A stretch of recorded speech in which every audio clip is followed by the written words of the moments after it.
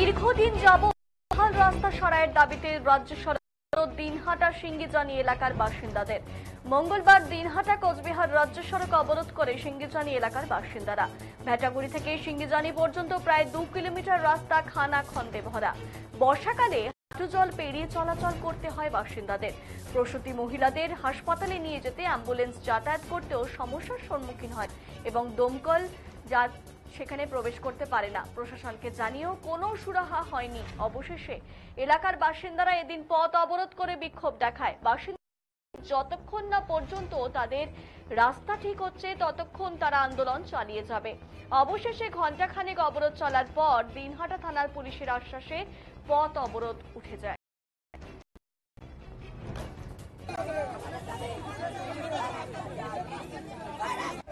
খুবই খারাপ, মানে একদম জঘন্যতম।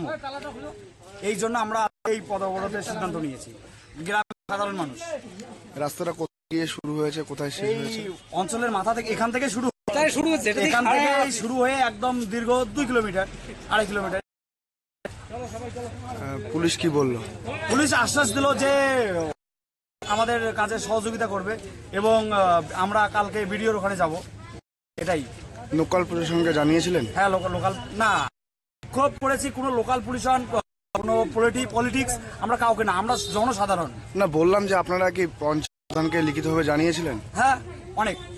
কি বলেছিল ওনার আশ্বাস হবে এই পুজোর পরে, এই পুজোর পরে, ওই পুজোর পরে। আজকে এটা পুজো পার হয়ে গেল। এখন সামনে আসছে রাসমেলা। এটা একটা বাহানা হয়ে গেল। রাস কি আসবে তার একটা বাহানা আসবে। ওটাই, সামনে ভোট থাকবে। মানে